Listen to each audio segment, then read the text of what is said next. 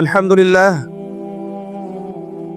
যাবতীয় প্রশংসা এবং গুণগান একমাত্র মহিয়ান ও গরিয়ান আল্লাহ সুবহানাহু ওয়া তাআলার জন্যে, যে আল্লাহ রাব্বুল আলামিন নাজিল করেছেন মহাবিশ্বের এই মহাবিশ্বয় মহাগ্রন্থ আল কোরআনুল কারীম। বলি আলহামদুলিল্লাহ। শুকরিয়া জানাই সেই মহান রবের দরবারে, যিনি আমাদেরকে মুসলিম পরিবারে জন্মগ্রহণ করার তৌফিক দান করেছেন। বলি আলহামদুলিল্লাহ। আবারও শুকরিয়া জানাই সেই মহান রবের দরবারে, যিনি আমাদেরকে নবী মুহাম্মদ সাল্লাল্লাহু আলাইহি ওয়াসাল্লামের উম্মত হওয়ার সৌভাগ্য দান করেছেন।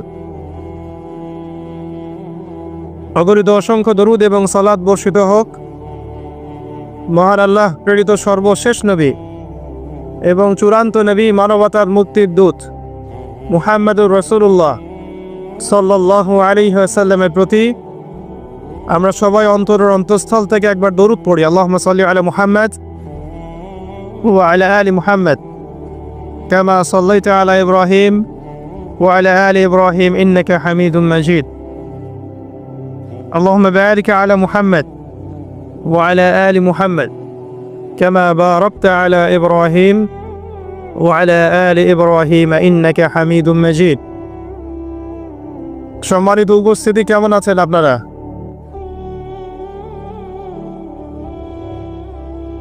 আলহামদুলিল্লাহ আলা কুল্লি হাল ওয়া ফি কুল্লি মাকান। যদিও বা বর্তমান প্রেক্ষাপটে একজন মুসলিম ভালো থাকতে পারে না। বর্তমান প্রেক্ষাপট এতই খারাপ, কিয়ামতের আলামতগুলো এমনভাবে প্রকাশ হয়েছে এখন যে একজন ইমানদার মুসলিমের পক্ষে নিশ্চিন্তে থাকা আর ভালো থাকাটা খুব কষ্টকর। তারপরেও নবী সাল্লাল্লাহু আলাইহি ওয়াসাল্লাম আমাদেরকে দিক নির্দেশনা দিয়েছেন যে যখন ফিতনার যুগ আসবে, ফিতনার যুগ বলতে চতুর্দিক থেকে ফিতনার ফাসাদ। ফিতনা ফাসাদ কেমন? মানে আল্লাহ রাব্বুল আলামিন কোরআনে একটা বিষয় বলছেন, সমাজ তার উল্টা চলছে, এগুলো ফিতনা। নবী সাল্লাল্লাহু আলাইহি ওয়াসাল্লাম হাদিসে একটা বিষয় বলেছেন, সমাজ তার উল্টা চলছে, এর নাম ফিতনা। পরিবারে ফিতনা, ধর্মের মধ্যে ফিতনা, সমাজে ফিতনা, অর্থনীতিতে ফিতনা, এখন সংস্কৃতির মধ্যেও ফিতনা। তো এই ফিতনাময় পরিবেশে নবী সাল্লাল্লাহু আলাইহি ওয়াসাল্লাম বলেছেন যে কেউ যদি ঈমান এবং আমলের উপরে, মানে নবী সাল্লাল্লাহু আলাইহি ওয়াসাল্লামের আদর্শের উপরে সবর করতে পারে, টিকে থাকতে পারে, তার জন্য 50 জন শহীদ সাহাবীর নেকি হবে ইনশাআল্লাহ। তো ফিতনাময় পরিবেশে যদি সবর করা যায়, হকের উপর অটল থাকার চেষ্টা করা যায়, ইনশাআল্লাহ আপনি 50 জন শহীদ সাহাবীর নেকি পাবেন ইনশাআল্লাহ। তো প্রত্যেকটা ক্ষেত্রেই আপনি ফিতনা পাবেন। পরিবারের দিকে তাকাবেন, দেখবেন পরিবারের বন্ধনগুলো আগের মতো নাই। প্রচুর ডিভোর্স হচ্ছে, স্বামী স্ত্রীর বিচ্ছেদ প্রচুর বেড়ে গেছে। তারপরে সন্তান সন্ততি আমাদের পরিবারে যারা আছে, দেখবেন এরা বেশিরভাগই দুনিয়াদার হয়ে গেছে, দিনের খুব একটা ফিকির নাই। বেশিরভাগ পরিবারের সদস্য দেখবেন নামাজ কালামের এখন ধার ধারছে না। ম্যাক্সিমাম পরিবার থেকে আস্তে আস্তে পর্দাটা কিন্তু শিথিল হয়ে যাচ্ছে। আপনি ব্যক্তি জীবনের দিকে তাকিয়ে দেখেন, গর্বের সাথে আমরা বলি না যে 90% মুসলিমের বাংলাদেশ, দেখবেন মেজরিটি সংখ্যক মুসলিম 5 ওয়াক্ত নামাজ জামাতে পড়ে না। বেশিরভাগ মুসলিম দেখবেন আল কোরআন বিশুদ্ধ করে তেলাওয়াতও করতে পারে না। তো এরপরেও আমরা দাবি করি যে আমরা প্রকৃত মুসলিম, জান্নাত আমাদের জন্য অপেক্ষা করছে। আসলে বাস্তবতা এমন নয়। যারা কোরআন আমরা টুকটাক পড়তে জানি, তাদের মধ্যে কত % কোরআনের অর্থ বোঝে? এই আল্লাহ পাকের কিতাব আমার হাতে আছে, এই কিতাবের অর্থ কতজন বোঝে? এটা একটা চ্যালেঞ্জ। যারা কোরআন পড়তে জানি আমরা, তাদের প্রতি চ্যালেঞ্জ, দেখেন তাদের মধ্যে কত % মানুষ কোরআনের অর্থ বলতে পারবে। আর অর্থটা যে জানা জরুরি, এই বিষয়টাও আমরা এখন জনগণকে বোঝাতে ব্যর্থ হচ্ছি। কোরআনের অর্থটা যে বোঝাটা জরুরি, এটা বোঝাতেও ব্যর্থ হচ্ছে। কারণ আমরা সবাই প্রত্যেক হরফে 10 নেকি পেতে চাই। কোরআন তেলাওয়াত করলে প্রত্যেক হরফে 10 নেকি হবে, এই তো। তো এই কনসেপ্ট যখন আমার মাথায় ঢুকে গেছে, আমি ওখানে নিজেকে থামিয়ে দিয়েছি। অর্থ বুঝে গবেষণা করলে এবং কোরআন কেন্দ্রিক জীবন ব্যবস্থা গড়লে যে আরও বেশি নেকি হয়, এটা আমার মাথায় নাই। প্রত্যেক হরফে 10 নেকি তো আপনি পাবেন তেলাওয়াত করলে, কিন্তু অর্থ বুঝে এর ভিতরে ঢুকলে, গবেষণা করলে এর মূল স্বাদটা পাওয়া যায়, এটা আমরা বুঝতে পারছি না। দেখবেন বেশিরভাগ মানুষ কোরআনের অর্থটা জানে না। আবার আমরা যারা টুকটাক ভাঙাচুর অর্থ জানি, তারা আবার দেখবেন কোরআনের সমস্ত আদেশ মেনে চলতে পারছি না এবং কোরআনের সমস্ত নিষেধও বর্জন করতে পারছি না। সমস্যা কিন্তু এখানেও থেকে গেছে। আবার কোরআনের ব্যাখ্যায় আছে হাদিস।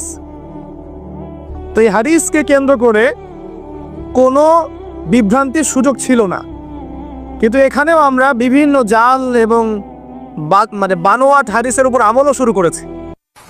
হাদিসের নামে এমন অনেক কিছুই চলছে সমাজে যেগুলোর সাথে হাদিসের কোনো সম্পর্ক নাই। আমি বলতে চাচ্ছি যে হাদিসের নামে আবার সমাজে এমন অনেক আমল চালু আছে যেগুলোর সাথে আবার হাদিসের কোনো সম্পর্ক নাই। তো দেখুন, ধর্মের মধ্যেও সমস্যা থেকে গেছে। আবার আমরা সবাই মুসলিম, আমাদের সবার ইউনাইটেড থাকার কথা। মুসলিম একটা জাতি, তাদের আল্লাহ একজন, রাসূল একজন, কেবলা এক, তাদের সবার মধ্যে একটা ইউনিটির কথা ছিল। কিন্তু আমরা ধর্মতাত্ত্বিকভাবে এবং পলিটিক্যালি আমরা বিভিন্ন দলে বিভক্ত এবং আপসের মধ্যে মিল মহব্বত কম। বাইরে হয়তো আমরা বলি যে আমি একজন ধর্মতাত্ত্বিক দলের সদস্য, সে আরেকটা ধর্মতাত্ত্বিক সংগঠনের সদস্য, সে আরেকটা মানহাজ ফলো করে, সে আরেক জামায়াতের, সে আরেক তরিকার ইত্যাদি। আমরা সবাই এক, যদি আমরা বাইরে এই কথাটা বলি, কিন্তু অন্তর থেকে কিন্তু আমাদের এই বিষয়টা আসছে না। যদি আসতো তাহলে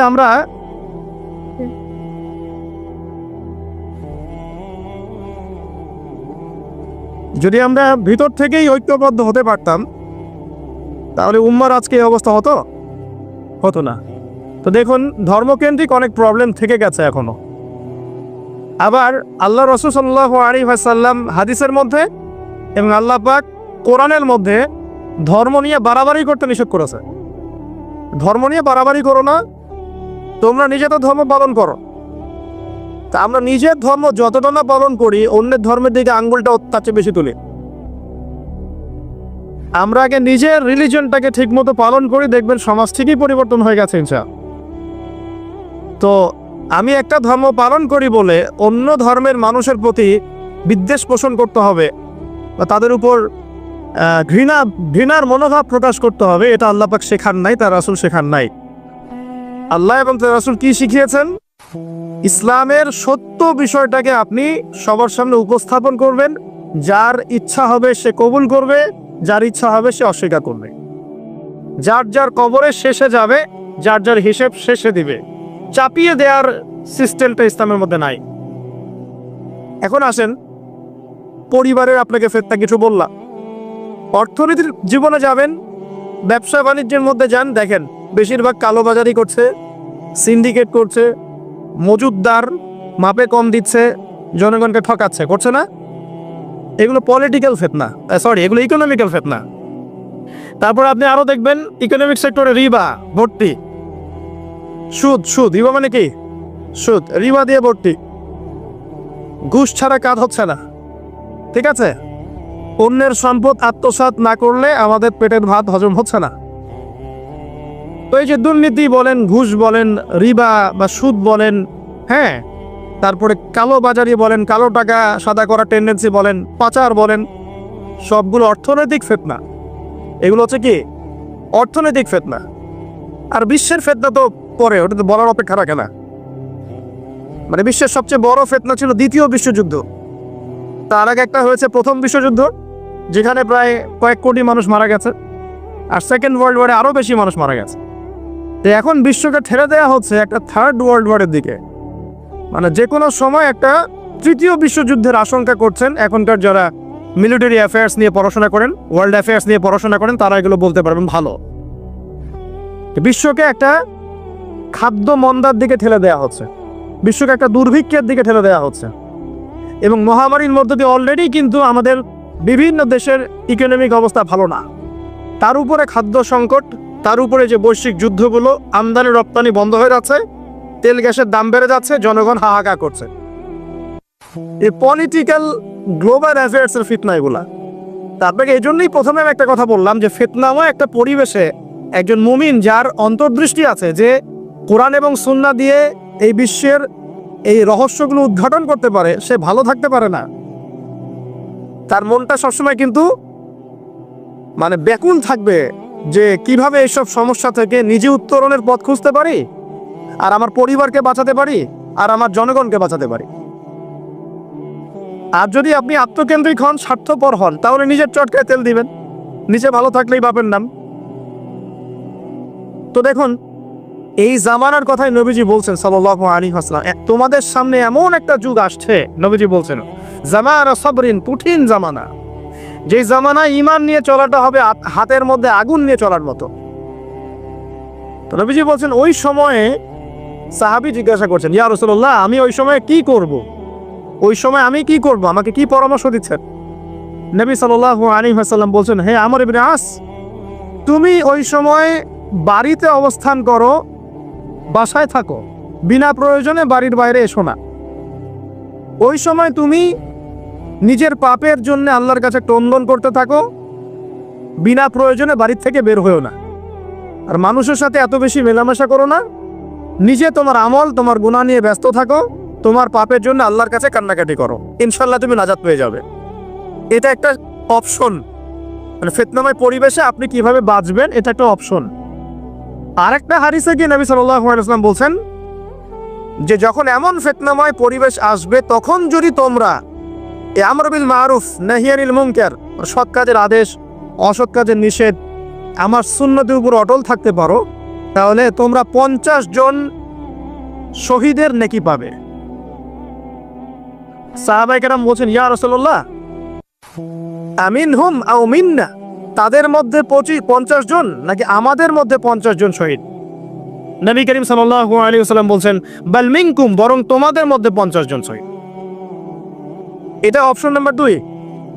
এক, কি বললাম, আপনি নিজেকে নিয়ে ব্যস্ত থাকেন, বাসায় থাকেন, বিনা প্রয়োজনে বাড়ি থেকে বের হবেন না, মানুষের সাথে কম মেলামেশা করেন, এবং নিজের পাপের জন্য আল্লাহর কাছে কান্নাকাটি করেন, নিজের আমল নামা নিয়ে ব্যস্ত থাকেন, ইনশাআল্লাহ নাজাত পাবেন। 2 নাম্বার, যদি আপনার কাছে আরো বেশি যোগ্যতা থাকে এবং আপনি আরো বেশি সাহসী হন এবং আপনি উম্মার, দেশের জনগণের কল্যাণ কামনা করেন, তাহলে অন্যদেরকেও এই ফিতনাময় পরিবেশে টিকে থাকার ফর্মুলা বলে দেন। এখানে সবর করেন, আমর বিল মারুফ নাহি আনিল মুনকারের কাজ করেন, আল্লাহ পাক আপনাকে ইনশাআল্লাহ 50 জন শহীদ সাহাবীর নেকি দিবেন সব। আরো অপশন আছে। কি অপশন? ওই যে আসহাবুল কাহফ কি করেছিল, একটা ফিতনাময় পরিবেশ থেকে নিজেরা আস্তে করে সরে গিয়েছে। যখন আপনি পরিবেশকে পরিবর্তন করতে আর পারছেন না, দাওয়াত দিয়েও কোনো কাজ হচ্ছে না, মানুষ কথাও শুনছে না, জুলুম নির্যাতন বাড়তেই আছে, টিকে থাকা মুশকিল, তখন তাদের হিসাবের দায়িত্ব আল্লাহর উপর ছেড়ে দেন, আপনি ওখান থেকে ডিসকানেক্টেড হয়ে যান। এটা একটা অপশন। হয়তো আপনার কাছে মনে হচ্ছে না এখন ওই যুগ আসে নাই, কিন্তু আমি আপনাকে বলে দেই যে কোরআন এবং সুন্নাহর চোখ দিয়ে যদি আপনি দেখতে শেখেন এবং বর্তমান বিশ্বের প্রেক্ষাপটটা অ্যানালাইসিস করার যোগ্যতা আপনি অর্জন করেন কোরআন সুন্নাহর চোখ দিয়ে, আপনি বুঝতে পারবেন সেই সময় অনেক আগেই চলে এসেছিল। এখন ফিতনা এবং ফাসাদময় এই পরিবেশে আমরা কি করতে পারি, ছোট স্কেলে, বড় স্কেলে না, ছোট স্কেলে। আমি আজকে বড় বিষয় নিয়ে কথা বলতে আসি না, কারণ আমি চিন্তা করলাম যে আসলে প্রথমে যদি ব্যক্তিকেন্দ্রিক বিষয়টা ঠিক না হয়, বড় বিষয় আলোচনা করে কোনো লাভ নাই। আগে ব্যক্তি যদি ঠিক না হয়, বড় বিষয় আলোচনা করে আসলে কোনো লাভ নাই, আপনারা বুঝবেনও না, মাথার উপর দিয়ে চলে যাবে। এখন গ্লোবাল অ্যাফেয়ার্স নিয়ে কথা বলে খুব একটা ফায়দা নাই আপনাদের। এখন ইকোনমিক পুরো এই সুদভিত্তিক সিস্টেম আপনি চেঞ্জ করতে পারবেন না, এবং পুরো যে তাগুতি ব্যবস্থা আপনি চেঞ্জ করতে পারবেন না। আপনি কি করতে পারবেন? আপনি নিজেকে পরিবর্তন করতে পারবেন, আপনার পরিবারকে পরিবর্তন করতে পারবেন। এতটুকু আপনার পক্ষে এখন পর্যন্ত সহজ, ঠিক না? ঠিক কথা। এটা আপনি এখন করতে পারবেন। তো এটার ফর্মুলা কি? ফর্মুলা ঘাটতে গিয়ে আল্লাহ পাক আমার মাথার মধ্যে একটা হাদিস নিয়ে এসে দিলেন, কারণ আমি বিশ্বাস করি যে আপনারা বলছেন মৌলানা আল্লামা, আমি আসলে এমন কিছু নই। এই কথাগুলো আসলে আমার সাথে যায় না। আমি নিতান্তই একজন ছোট মানুষ এবং তালেবে ইলম, জ্ঞানের পথের পথযাত্রী। আর আমি তালেবে ইলম হয়ে থাকতে চাই। আমি মুফতি হই, আমি মুহাদ্দিস, মুফাসসির বা এই যে শব্দগুলো আপনারা বলছেন, এমন কিছুই নয়। আসলে কিয়ামতের মাঠে আমি জান্নাতে যেতে পারবো কিনা আমি নিজেই জানি না। যখন কোনো মানুষ নিজেকে অনেক বড় মনে করা শুরু করবে, বুঝে নেবেন সেই ইবলিসের আনুগত্য করা শুরু করেছে আর কি। কারণ ইবলিস বলেছিল আবা ওয়াস্তাকবারা, আমি খলাকতানি মিন নার ওয়া খলাকতাহু মিন তিন, আমাকে সৃষ্টি করেছেন আগুন দিয়ে, আদমকে সৃষ্টি করেছেন মাটি দিয়ে, আমি কেন আদমকে সিজদা করতে যাও? তো এটা ইবলিসের চরিত্র, আবা ওয়াস্তাকবার, সে উদ্ধত হয় এবং অহংকার প্রদর্শন করে। তা আমি মনে করি যে আমি কিছু বলি না, আল্লাহ রাব্বুল আলামিন আমাকে বলার তৌফিক দেন মাত্র, আলহামদুলিল্লাহ। তা আমার মাথায় একটা হাদিস আসছে, সকাল থেকে ঘুরছে। সেটা হচ্ছে, দেখুন, বারা ইবনে আযিব রাদিয়াল্লাহু আনহু থেকে বর্ণিত হাদিসটা আসছে এবং হাদিসটা বিশুদ্ধ। এখান থেকে আমি মূল আলোচনা যাচ্ছি যে একদিন আনসার মানুষদের মধ্যে, আনসার কারা? আমাদের আনসার বাহিনী। আনসার কারা? যারা মুহাজির সাহাবীদেরকে আশ্রয় দিয়েছিল মদিনায়, তাদেরকে কি বলা হয়? আনসার। তাহলে শব্দটা সুন্দর না? তাহলে আমাদের বাহিনীর নামটাও সুন্দর, মাশাআল্লাহ। তো আনসার সাহাবীদের মধ্যে একজন ইন্তেকাল করেছেন, ইন্নালিল্লাহি ওয়া ইন্না ইলাইহি রাজিউন। এখন তাকে দাফন করা হচ্ছে, আর নবী সাল্লাল্লাহু আলাইহি ওয়াসাল্লাম কবরের পাশে চুপ করে বসে পড়লেন। তার বসা দেখা দেখি বাকি সাহাবীরাও তাকে ঘিরে গোল করে বসে পড়লেন। তারা বলছেন, আমরা এমন ভাবে এখানে বসেছিলাম যেন আমাদের মাথার উপরে পাখি এসে বসতে পারে, চুপচাপ, কোনো নড়াচড়া নাই। দেখেন, রাসূলের সাথে বসার সুন্নত দেখেন। কোরআন এবং হাদিসের মাহফিলে বসার কিন্তু সুন্নত আছে। এখানে বসে দুনিয়াবি এত গল্পগুজব করা যাবে না, এই মোবাইল টোবাইল হাবিজাবি এত ব্যস্ত থাকা যাবে না, দিলের কান দিয়ে শুনতে হবে, ঠিক আছে? আদব আছে, না হলে কথা আপনার উপর তাসির করবে না। তারা এমনভাবে বসেছিলেন যেন মাথার উপরে পাখি বসতে পারে, সুবহানাল্লাহ। এবার নবী করিম সাল্লাল্লাহু আলাইহি ওয়াসাল্লাম বলছেন যে যখন মাইয়িতকে কবরে শোয়ানো হয় তখন সে তাকে দাফন করে যাওয়া ব্যক্তিদের হাঁটার খসখস আওয়াজ শুনতে পায়। এরপরে তাকে যখন শুইয়ে দেওয়া হয়, সে যদি মুমিন ব্যক্তি হয় তাহলে তার মাথার দিকে তার সলাত এসে দাঁড়িয়ে যায়। দুনিয়াতে আপনি যে নামাজগুলো পড়েছেন, আমি যে নামাজগুলো পড়ছি, এগুলো মাথার দিকে দাঁড়িয়ে যায়। ডান দিকে চলে আসে তার সওম, সওম মানে কি? রোজা। বাম দিকে চলে আসে যাকাত, যাকাত মানে কি? যাকাতের সাথে তো আমরা পরিচিত নই। আমরা ওই যে রাস্তাঘাটে যে দান খয়রাতগুলো উঠানো হয়, এগুলোর সাথে খুব পরিচিত, তাই না? কত টাকা, কত পয়সা, কি কি গান করে আর টাকা কালেকশন করে না? অনেক সময় দেখা যায় রাস্তায় যাচ্ছি আমরা গাড়ি নিয়ে, পারলে গাড়ির সামনে এসে হুমড়ি খেয়ে পড়বে টাকা নেওয়ার জন্য। এইভাবে টাকা কালেকশন করতে কে শিখিয়েছে ইসলামে? আর আমরা অনেক সময় ছোট ছোট বাচ্চাদেরকে দিয়ে, মাদ্রাসার ছোট ছোট বাচ্চাদেরকে দিয়ে টাকা কালেকশন করাই। এটা ঠিক না। কেন ঠিক না জানেন? ছোটবেলা থেকেই ওর ব্যক্তিত্ব নষ্ট হচ্ছে। এই হাতটা উত্তম না এই হাতটা উত্তম? উপরের হাত উত্তম, নিচের হাত উত্তম? তো ছোটবেলা থেকে সে নিচের হাতে অভ্যস্ত হচ্ছে। দেখেন, এত টাকা পয়সা কালেকশন করে আমাকে আরেকটা স্বতন্ত্র মসজিদ করতেই হবে জরুরি? খুবই জরুরি ছিল। মানুষের কাছে হাত চেয়ে, হাত পেতে, রাস্তাঘাটে এরকম করে গাড়ি থামিয়ে, তারপরে কি বলবো, সুর করে গান গেয়ে এত টাকা পয়সা কালেকশন করতেই হবে?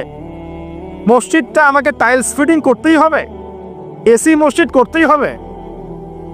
আমরা এমনও মসজিদ রংপুরে দেখেছি 10 বছরেও টাকা কালেকশন শেষ হয় নাই। 10 বছর ধরে কালেকশন হচ্ছে। আমি ছোটবেলা থেকে দেখছি কালেকশন হচ্ছে। কি বুঝলেন? তো এগুলো আমাদের ব্যক্তিত্ব নষ্ট করে। মুসলিমরা উপরের হাতের মালিক। সারা বিশ্ব আমরা একসময় চালিয়েছি। এই পশ্চিমা সভ্যতা আমাদেরকে কি শিখায়? সারা বিশ্ব আমরা চালিয়েছি। এই আপনার উমাইয়া খেলাফতের সময়ও কর্ডোভায় আব্দুর রহমানের যে শাসন ছিল, কর্ডোভা, স্পেন, পর্তুগালি, পুরো জায়গাগুলো পশ্চিমা বিশ্বের, এগুলো মুসলিমরা শাসন করেছে প্রায় 500-600 বছর। ইতিহাস তো আমরা জানিও না, পড়িও না, ভুলে গেছে। ইতিহাস পড়তে হয়।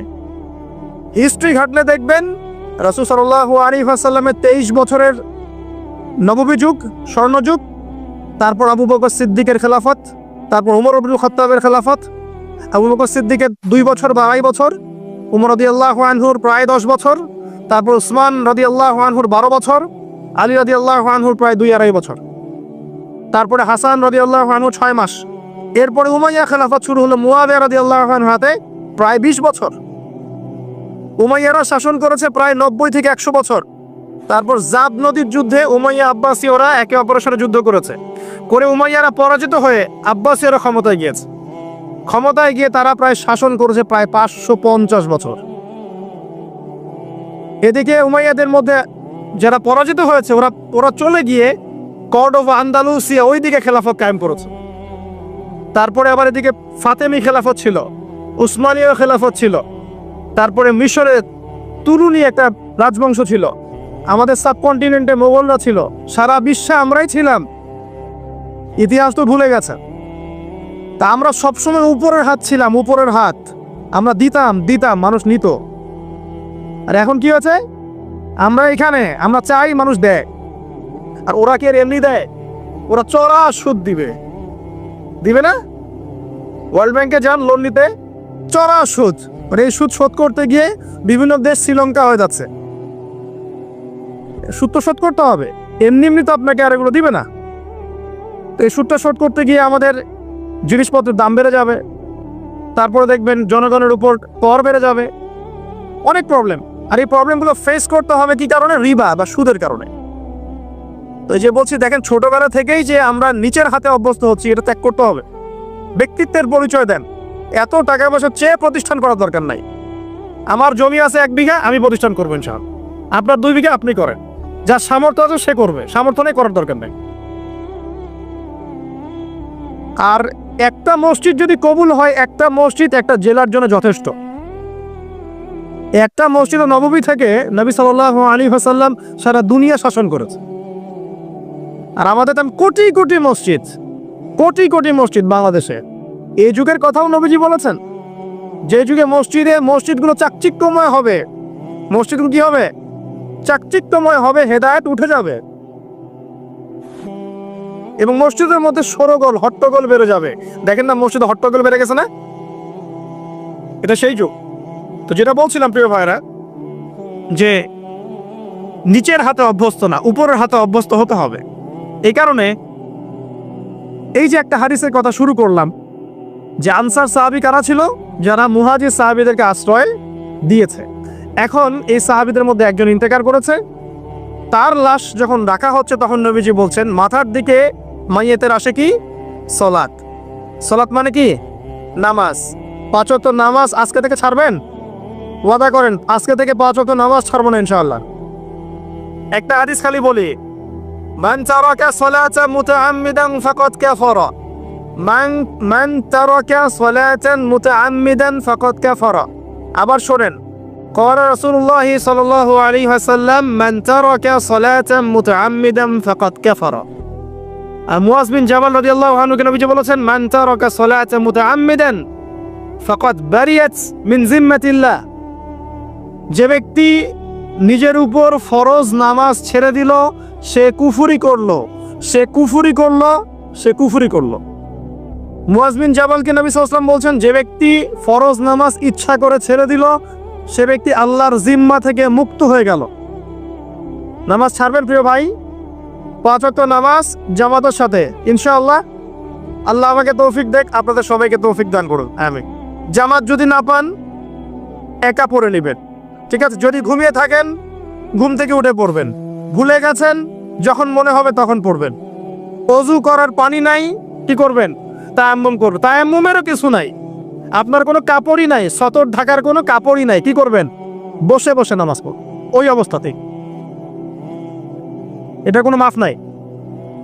মানে আপনার ওযু করার কোনো পানি নাই, তায়াম্মুমের কিছুই নাই, কাপড়ও নাই সতরে, তখনও নগ্ন হয়ে বসেই নামাজ পড়তে হবে, মাফ নাই। যখন শোয়ানো হবে মাথা থেকে কি থাকবে? সালাত। তাহলে আমরা যারা ফরজ সালাত এখন আদায় করছি না, আজকে তওবা করেন, বলেন আস্তাগফিরুল্লাহ আল্লাযী লা ইলাহা ইল্লা হুয়াল হাইয়ুল কাইয়্যুম ওয়া আতুবু ইলাইহি। হে আল্লাহ, আমরা তওবা করছি, সারা জীবনে যত নামাজ পড়ি নাই এই সমস্ত নামাজ না পড়ার পাপ থেকে তোমার কাছে তওবা করছি। ঠিক আছে, এটা আস্তাগফিরুল্লাহর অর্থ নয়, আমি বাংলায় বললাম। আর যদি নামাজ কাজা করে আদায় করে দিতে পারেন আলহামদুলিল্লাহ, খুবই ভালো হয়। যদি নাও পারেন তাও এখন থেকে আর কোনো নামাজ বাদ দিয়েন না, আর বেশি বেশি নফল নামাজ পড়ার চেষ্টা করেন। আল্লাহ পাক তৌফিক এনায়েত করুন। আসুন, তারপরে ডান দিকে কি? সওম। সওম মানে কি? রোজা। রমজান মাসে রোজা রাখি সবাই তো, মাশাআল্লাহ, আলহামদুলিল্লাহ। রমজান মাসে সওম রাখার পাশাপাশি বেশি বেশি নফল সওম রাখার ব্যাপারে অভ্যস্ত হওয়ার চেষ্টা করতে হবে। সবচেয়ে সেরা সওমগুলো হচ্ছে মাসের 3 দিন, আইয়ামে বীজের সওম, চাঁদের 13, 14 এবং 15 তারিখ। আর সপ্তাহে 2 দিন, সেটা হলো বৃহস্পতিবার এবং কি সোমবার। আল্লাহ পাক তৌফিক দান করুন, আমিন। এছাড়া আরাফার সওম আছে, আশুরার সওম আছে, ঠিক আছে, জিলহজ মাসের প্রথম 10 দিন রাখতে পারেন, ইত্যাদি। এবার বাম দিকে কি? যাকাত। যেটা বলছিলাম, যাকাতের সাথে আমরা খুব একটা পরিচিত নই, অথচ যাকাত একটা ফরজ ইবাদত। কেউ যদি নামাজ এবং যাকাতের মধ্যে পার্থক্য করে সে ব্যক্তি কাফের হয়ে যাবে। কেউ যদি মনে করে নামাজ আমি মানি, যাকাত আমি মানি না, তাহলে কাফের হয়ে যাবে। নিসাব পরিমাণ সম্পদ হলে প্রত্যেক মুসলিমের উপর যাকাত ফরজ, ঠিক আছে। এবং এই যাকাতই হচ্ছে আপনার ইসলামিক অর্থনীতির মূল ভিত্তি। যাকাত হচ্ছে ইসলামিক অর্থনীতির কি? মূল ভিত্তি। এই টিকটক প্রজন্মকে এখান থেকে সরান, এই মোবাইল নিয়ে যারা ব্যস্ত আছে এখান থেকে সরো, আলোচনায় কনসেন্ট্রেশন নষ্ট করবো না। কোন নেব? পরিবেশ নষ্ট করতে আসো কেন এখানে? দিনের কথা শুনতে যদি আসতে পারো তাহলে আসবো, আদারওয়াইজ আসার দরকার নাই। এখানে কথা হচ্ছে আল্লাহ এবং রাসূলের, তুমি কথা বলতেছো পাশে। আল্লাহ এবং তার রাসূলের কথা হচ্ছে, এখানে তুমি কথা বলো কোন সাহসে? সূরা হুজুরাতে আল্লাহ রাসূল সাল্লাল্লাহু আলাইহি ওয়াসাল্লাম, সূরা হুজুরাতে আল্লাহ পাক বলেছেন যে রাসূলের কথার উপরে কেউ যদি জোরে কথা বলে তার আমলনামা নষ্ট হয়ে যাবে। রাসূল কথা বলছেন, তার উপরে যদি জোরে কেউ কথা বলে আমলনামা নষ্ট হয়ে যাবে। আর এই মাহফিলগুলোতে আল্লাহ এবং তার রাসূলের কথা হয় না, এখানে কি যা ইচ্ছা তাই কথা বলা যাবে? যদি কোনো প্রয়োজন থাকে মাহফিল শেষ হবে তারপর কথা বলবে। এই আদতগুলো না শিখতে পারলে মাহফিলের বরকত থাকে না। আর মোবাইলটা যে আমাদের কি করে দিল ভাই, মানে পুরো কমন সেন্স, হিউম্যান বিহেভিয়ার সব নষ্ট করে ফেলছে। বসে আছেন চুপচাপ, মানে এমন হয় ফোনটা বের করছে, মানে অস্ত্র বের করছে, ফোনে বের করে খাটাস করে মুখের সামনে ফোনটা। অনুমতিরও প্রয়োজন নাই যে ভাই একটা ছবি কি নিব, পারমিশনেরও দরকার নাই। মানে ম্যানার্স কমন সেন্স নষ্ট করে ফেলছে। আগে মুসলিমদের সাথে 2টা জিনিস থাকতো। যখন মুসলিমরা সারা বিশ্বকে নেতৃত্ব দিয়েছে তখন ডান দিকে একটা বড় তরোয়াল থাকতো আর বাম দিকে একটা ছোট খঞ্জর থাকতো, জানেন? এই মোগল আমলেও দেখবেন, নবাব সিরাজউদ্দৌলাদের আমলেও দেখবেন, ডান পাশে একটা বড় সৌট থাকতো আর বাম পাশে থাকতো একটা ছোট খঞ্জর। ওই 2টা জায়গায় এখন স্থান নিয়েছে ডান পকেটে একটা বড় স্মার্টফোন আর বাম পকেটে ছোট একটা আবার কথা বলা ফোন। মানসিকভাবে আমরা সুস্থ নই এখন। আল্লাহ পাক আমাদেরকে বোঝার তৌফিক দিক। কথাগুলো আঘাত করার জন্য বলছি না, আমি কথাগুলো বলছি এই কারণে যে আমাদের এই যুব সমাজকে নিয়ে আমাদের অনেক আশা।